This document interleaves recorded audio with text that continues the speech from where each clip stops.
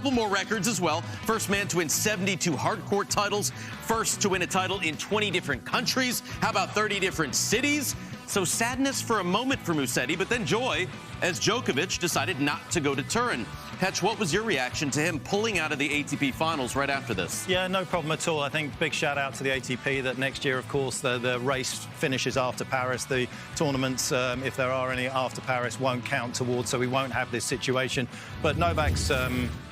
he's allowed to do what he wants, as far as I'm concerned. He's given everything to the sport.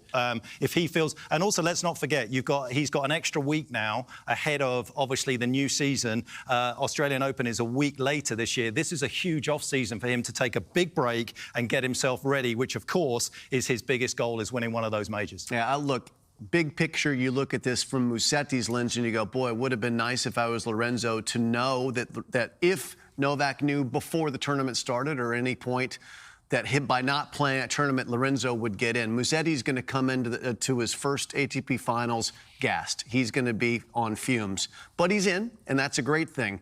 But we've got to give so much room for what we don't know. There's so many factors in play here. Novak was strapped up in his shoulder. That was the reason that he's not playing.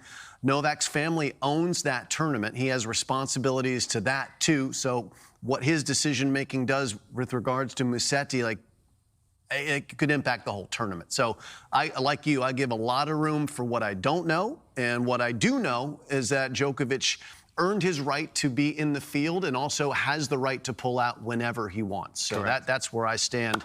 I'm sure there are a lot of people out there who are going to be, he shouldn't have done this. Well, we just don't know what he knows. And unless you're in his seat, I don't think you can give a fair assessment of it. As a fan, how would you compare the excitement of the race literally coming down to the last day versus how it affects the draw? Yeah, I mean, I think that's the balance that the ATP have struck in terms of making sure that after next year, once Paris Masters is finished, we know who's going to be there. Everyone's going to be in the photo shoot as well. Obviously, that's a big problem that we've had. We've had it in the past, and the ATP have done a good job. We had it in London where there was half the draw was still playing in Paris in the main draw, and obviously those sort of things just get ironed out. So good decision for them. It was exciting for us as a fan that Musetti wasn't he going to get in, but ultimately what you want to see is obviously a draw that's set, and we can build towards that without any sort of doubt who's going to be there.